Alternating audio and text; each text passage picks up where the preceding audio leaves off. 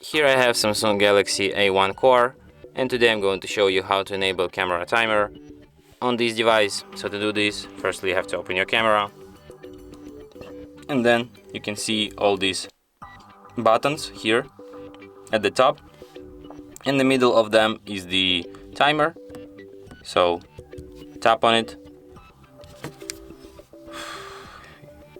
You can set it on 2, on 5 or on 10 seconds, so I'll just set it on 5 and try to make a photo.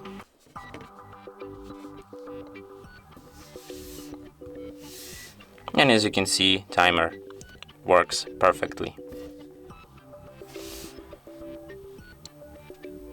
And that's it. Thanks for watching. If you find this tutorial useful, don't forget to hit that like button and subscribe to our channel.